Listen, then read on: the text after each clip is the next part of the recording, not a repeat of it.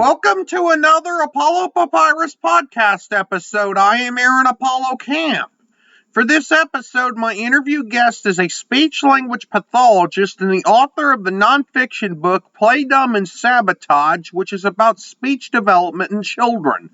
Her name is Jeaneen Tang, and my interview with Jeaneen will follow the teleportation sound.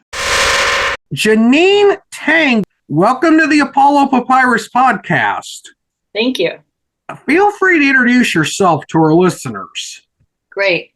So I'm Jeaneen. I am a speech-language pathologist, and I've been a speech therapist for 23 years now. And I'm originally from Honolulu, Hawaii. And I have a love for working with children. I worked in the schools in Hawaii for 4 years, and I moved to Los Angeles and worked in the schools here for 4 years, and switched over to mainly early intervention, young children from 0 to 3. And I also love working with adults. So I do adults in hospitals 2 days a week, mostly geriatrics, and that's mainly swallowing and some cognitive and articulation therapy for them. But I have a son, I have my son's going to be 12 next month. And, when I was working as a speech therapist early on, I was very happy working with children with special needs, but I was very glad that I did not have a child with special needs because I thought it would be very difficult. And the universe, deals you certain cards. And unfortunately, when my son was 13 months old, he had a fall from our bed. It was a very short fall, only 18 inches, but he ended up having a very large brain bleed, traumatic brain injury, which required an emergency craniotomy. And a few days later, he had a stroke in the hospital. And, they told us that he may never walk or talk. And that was so heartbreaking for us to hear. But working in early intervention at the time, I knew that getting him therapy as soon as possible would be the key to his progress. And although he still doesn't use his right arm or hand very much at all, and he still has problems with some balance and his right leg, and he's developed seizures a few years ago, he's an amazing child and a great conversationalist and has a great sense of musicality and dancing, and he can play things like basketball and does taekwondo, and he's an amazing person. And because of him, I continue to have this amazing passion for working with young children and trying to find ways to better the world. And I wanted to create a greater impact. And one of the areas I thought I could do that in was early language development, because there are so many children who need speech therapy these days. And granted, there are children who have special needs.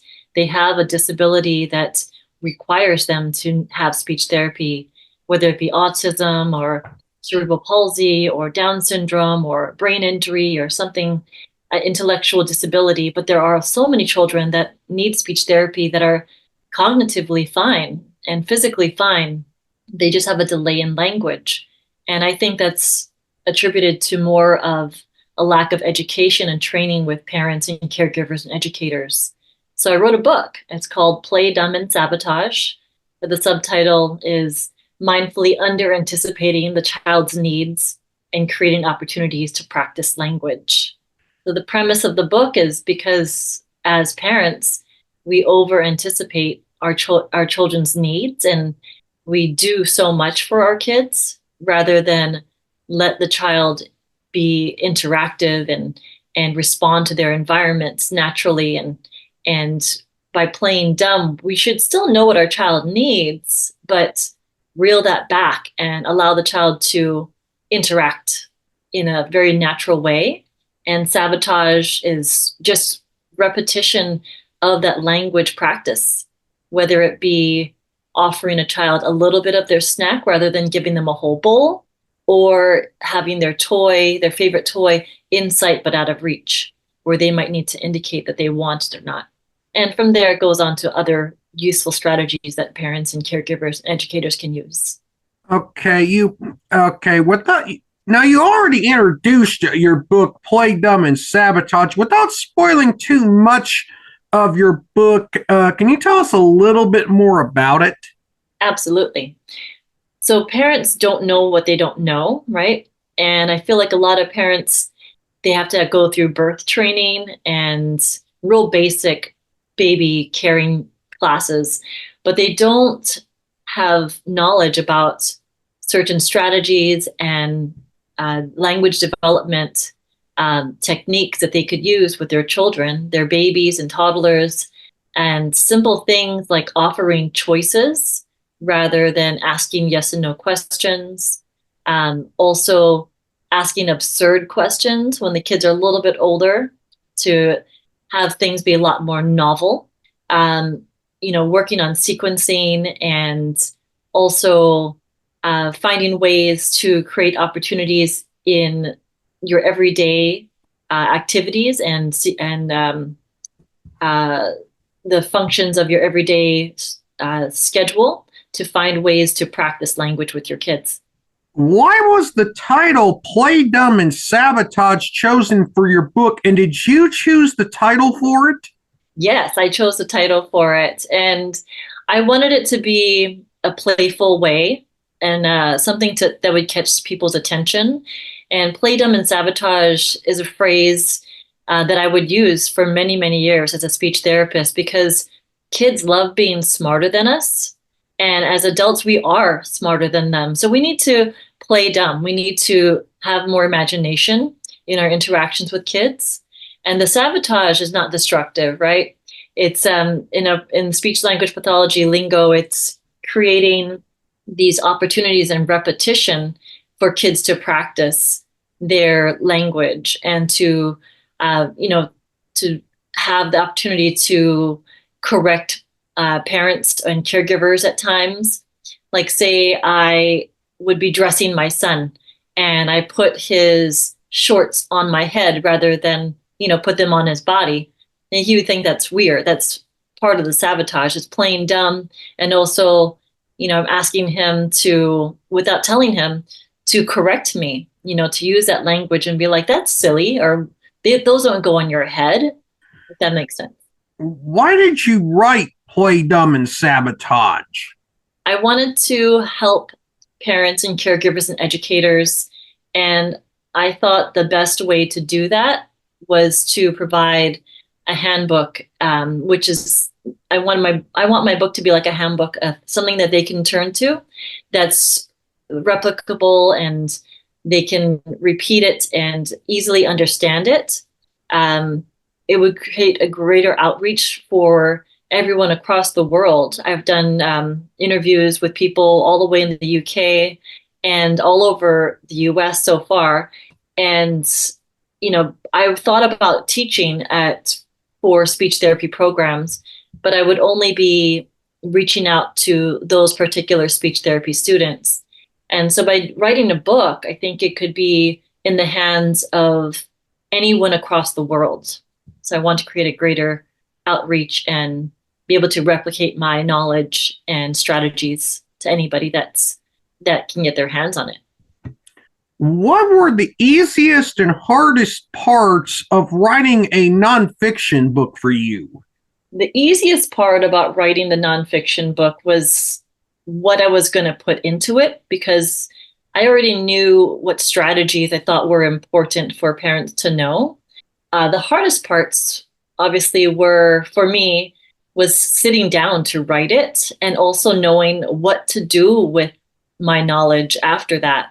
What do I do after I write this book? What do I do? How do I get it published? And how do I format it? How do I do a cover design? How do I market it? Is your book, Play Dumb and Sabotage, was that self-published, traditionally published, or hybrid published? This was self-published through selfpublishing.com. It's run by a gentleman named Chandler Bolt, and I think he's really changed the game on self-publishing because he does connect you with a writing mentor who helps you with the outline if you need it, as well as the structure moving forward, what each chapter kind of should look like. And then he also has some great online meetings and classes that you can take as well to help you with that process from start to finish. And even after that, they do help you with the marketing with some things. And I was super happy with the cover design because I am not techie at all. And they came up with some great cover designs and some great A+ content to put on Amazon and for you to use on social media and things like that. So it was very, very helpful.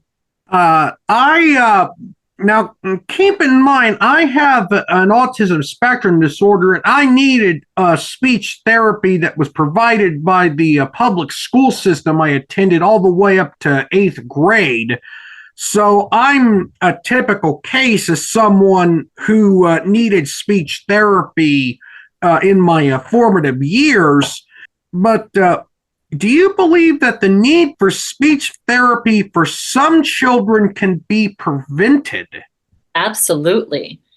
Yes, absolutely. That's why I wanted to write the book, is because, like I said, there are so many kids who are normal developing otherwise, right? They have no physical challenges, they have no intellectual challenges.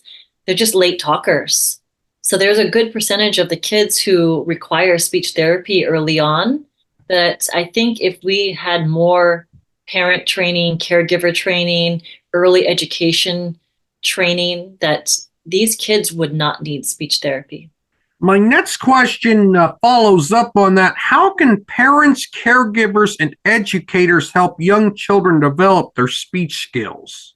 It really starts with interacting with your child or the young children and knowing how to play with them, how to create a connection with them through, eye contact, through vocal play, babbling, imitation, working with them on making decisions and choosing things. Simple things like when you're offering a snack, or even what do you want to wear today? Do you want to wear the red shirt or blue shirt? And having those choices visible and probably shoulder width apart so you know where the child's looking. Even if they can't speak, they'll still look at one of the colors, and then you can fill in the blanks. So I think it's a lot of, parents need to kind of fill in that blank and keep the conversation going. Even though the child may not be talking, the parent is still giving them what we call language bombardment, giving them that vocabulary, letting the child hear what words sound like, in a string of words, which would be sentences, which is part of communication. And from there, knowing how to engage a child, when you're in the car, talking about the environment, asking questions, commenting, and really having the child feel like they are a part of, I call it a conversation, whether it be verbal or nonverbal. Do you hold training or workshop events? And if so, how do your trainings and workshops work? So I'm in the process of building an online course and webinar at this point here. But I do offer, consultations online. They can reach me on my website, which is playdumbandsabotage.com, to request some consultation, things like that. And I have worked with the local YMCAs in my area in Los Angeles to do some parent trainings as well. So right now I'm building everything as far as like online courses, but hopefully within the next few months, they'll be up and running.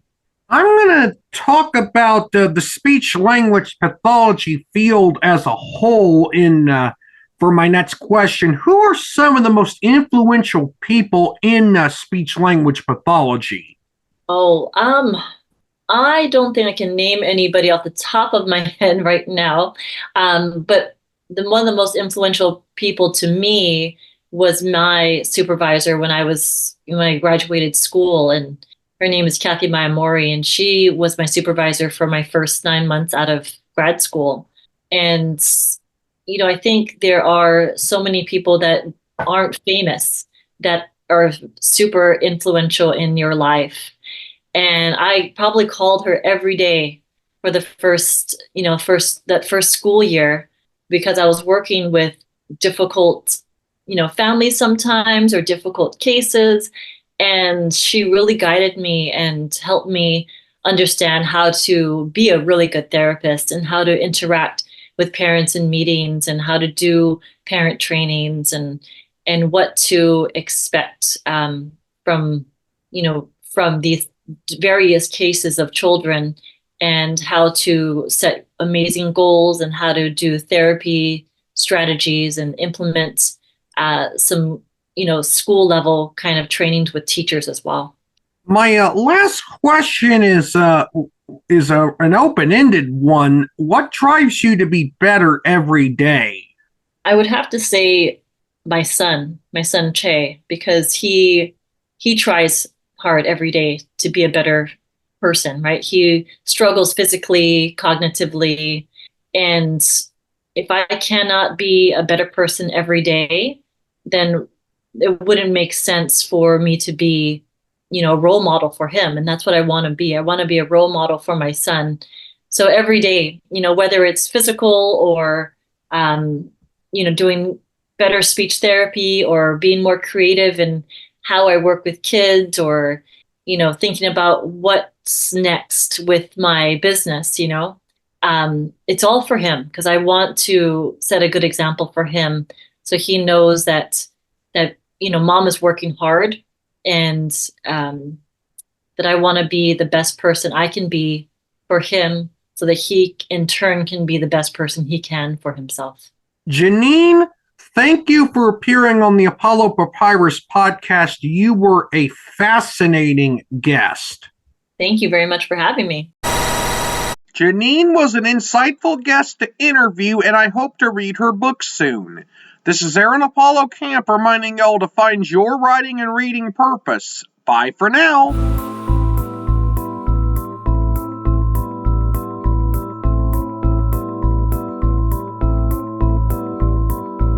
Copyright 2024, Aaron Apollo Camp, all rights reserved. This podcast episode is intended for the private listening of our audience. Any reuse or retransmission of this episode without the express written consent of the podcast host is prohibited, except under fair use guidelines. Royalty-free music and sound effects obtained from https://www.zapsplat.com.